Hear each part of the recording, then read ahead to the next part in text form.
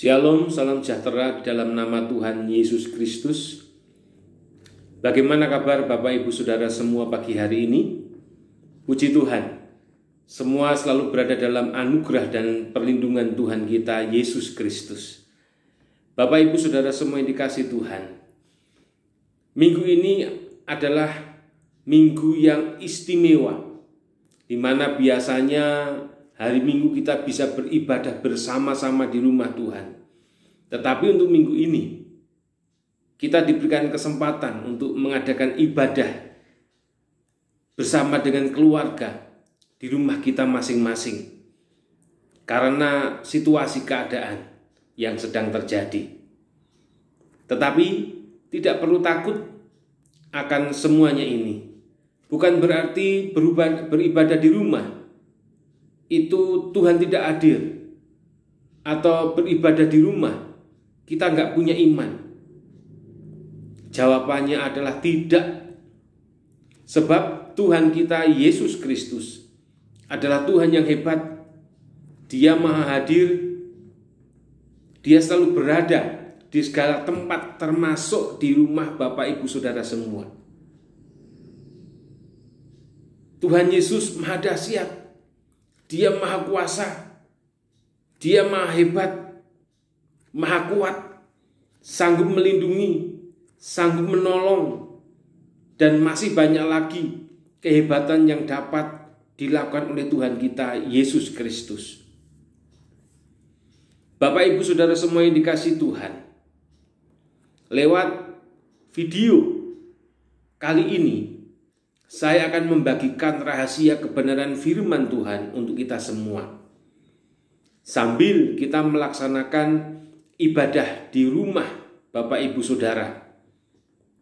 Dan Bapak Ibu Saudara semua bisa mengikuti, bahkan menyimak melalui catatan yang sudah saya kirimkan lewat WA sebagai panduan.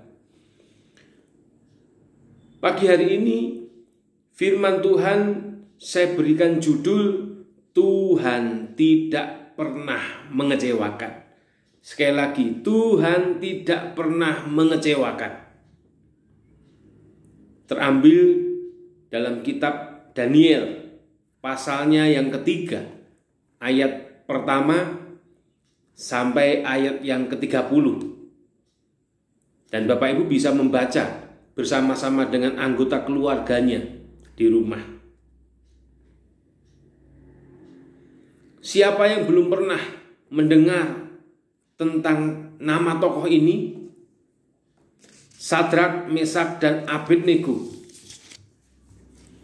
Mereka adalah para pemuda yang luar biasa dan patut untuk kita teladani atau kita contoh kehidupannya, di mana di tengah-tengah lingkungan yang mewajibkan atau mengharuskan mereka tidak setia kepada Tuhan, tetapi sebaliknya mereka tetap memiliki komitmen yang luar biasa untuk tetap setia kepada Tuhan yang hidup, sekalipun keputusan yang mereka ambil adalah keputusan yang beresiko tinggi. Ini terbukti ketika saat Raja Nebukadnezar membuat sebuah patung dari emas dan mengeluarkan suatu perintah ketika hendak melakukan pentabisan, yaitu barang siapa ketika mendengar bunyi-bunyian, maka seluruh pejabat, tamu undangan, bahkan rakyat yang ada pada waktu itu harus sujud menyembah kepada patung itu. Sekali lagi, diharuskan, diwajibkan untuk sujud menyembah kepada patung itu. Tetapi yang dilakukan oleh Sadrak, Mesak, dan Abednego, mereka tidak sujud menyembah. Mereka tahu resikonya seperti apa. Mereka tahu akibatnya seperti apa.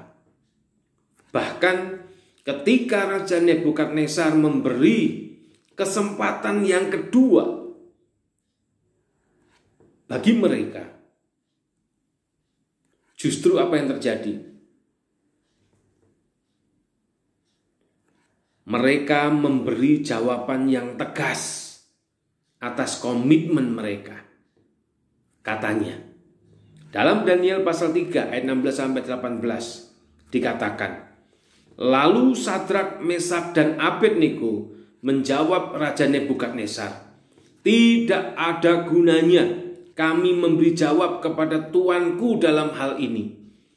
Jika Allah kami yang kami puja sanggup melepaskan kami, maka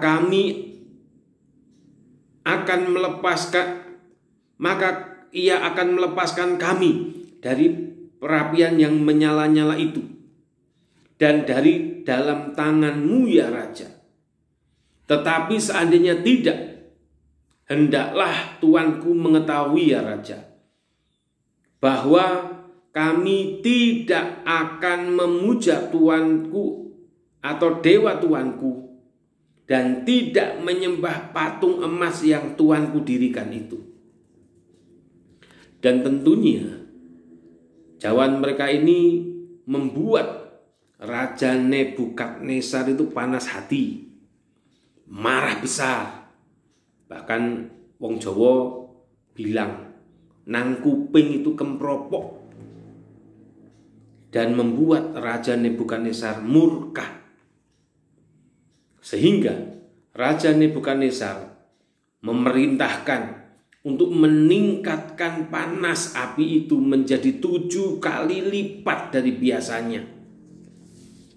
Ini adalah risiko, ini adalah tantangan yang tidak mudah, yang tidak gampang. Nyawa menjadi taruhannya.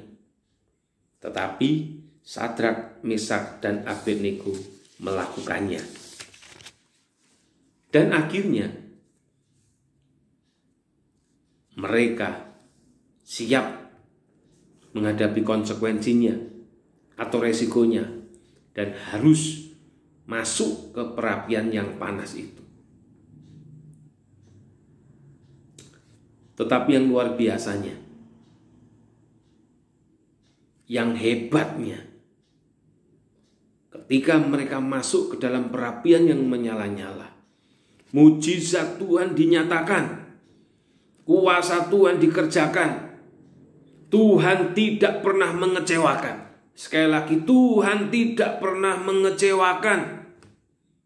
Alkitab mencatat bahwa sekalipun mereka harus masuk dalam tungku api, tetapi mereka tidak terbakar dan tidak celaka.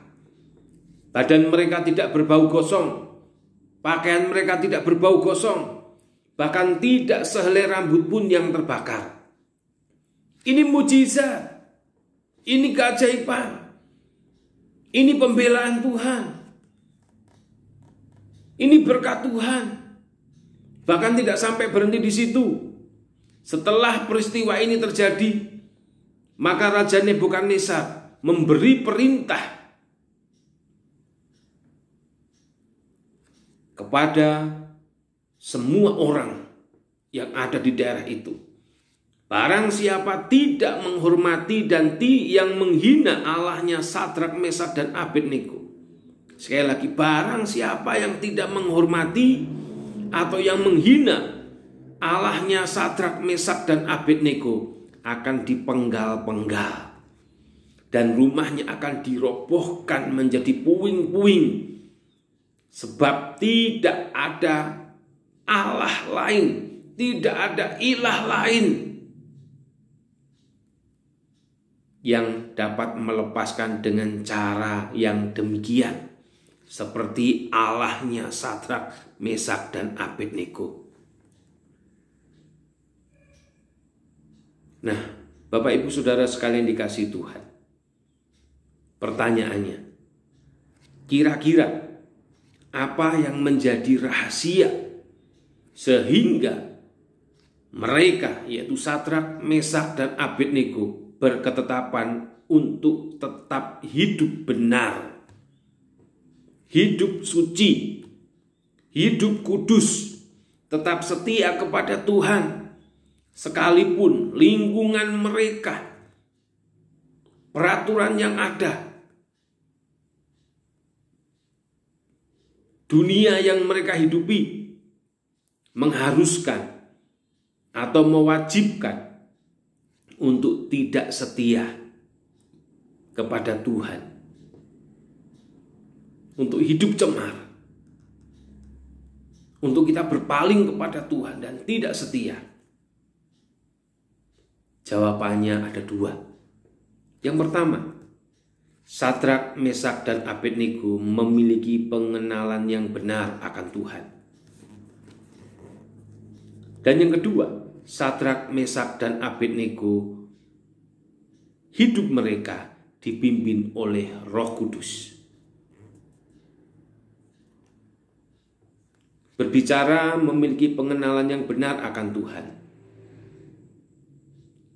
Ketika seseorang memiliki pengenalan yang benar akan Tuhan, maka itu akan menghasilkan rasa cinta atau rasa kasih yang sangat tinggi kepada pribadi Allah yang hidup,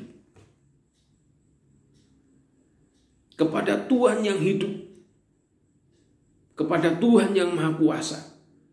Sehingga hal ini menyebabkan Sadrak, Mesak, dan Abednego memiliki keputusan, memiliki ketetapan hati, memiliki keyakinan, memiliki komitmen yang tak tergoyahkan terhadap semua bentuk tawaran, bujuk rayu yang bersifat bagaimana mereka harus meninggalkan Tuhan, mereka harus mengingkari Tuhan, mereka tidak setia, mereka berkhianat dan berpaling dari Tuhan. Inilah yang menyebabkan mengapa mereka setia, karena mereka memiliki pengenalan pribadi akan Tuhan dengan benar. Caranya baca firman Tuhan. Ayo kita lanjutkan baca firman Tuhan. Program Aba itu membantu menolong Bapak Ibu Saudara semua untuk kita mengenal Tuhan dengan benar secara pribadi. Lanjutkan, berkatnya menanti saudara. Yang kedua, hidup dalam pimpinan Roh Kudus. Firman Tuhan mencatat bahwa Tuhan kita tidak memberikan roh ketakutan, tetapi roh yang membangkitkan iman, kekuatan, kasih, dan ketertiban. Dan itu terbukti saat Sadrak, Mesak, dan Abednego memberi jawab kepada raja. Demikian juga kita, ketika hidup kita serahkan dan kita izinkan untuk dipimpin oleh Tuhan. Apapun kesulitan, pengaruh seperti apa, tantangan seperti apa, persoalan seperti apa, itu tidak akan menggoyahkan iman kita.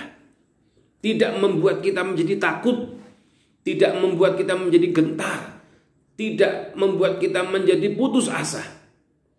Tetapi kita justru itu membawa iman kita semakin besar, semakin kuat, semakin bertumbuh, semakin luar biasa di hadapan Tuhan. Oleh sebab itu, pertanyaannya bagi kita semua, apapun kesulitan, apapun pergumulan, apapun tantangan yang sedang kita hadapi, bahkan kegiatan yang seperti apa yang saat sedang marak terjadi di sekitar kita, bahkan tawaran untuk meninggalkan Tuhan dengan iming-iming yang luar biasa, dan kebiasaan-kebiasaan yang tidak benar yang saat ini sedang dilakukan orang-orang di sekitar kita, Ingat, jangan pernah kompromi. Jangan pernah terpengaruh. Tetaplah di dalam iman kepada Yesus Kristus. Dan tetaplah hidup kudus.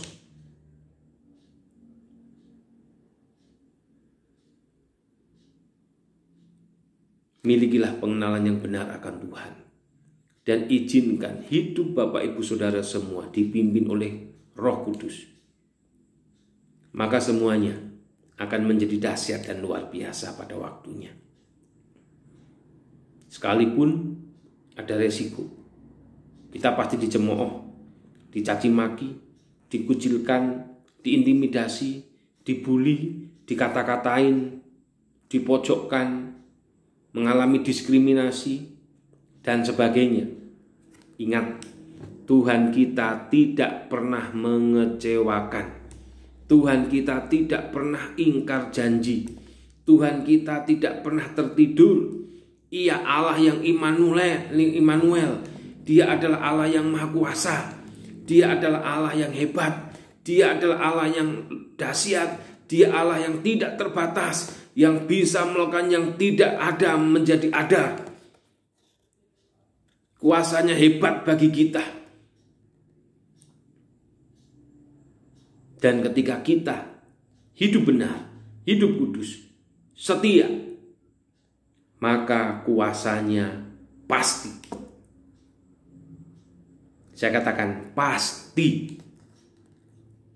Dan saya yakinkan kuasanya pasti dinyatakan dalam kehidupan Bapak Ibu Saudara semua.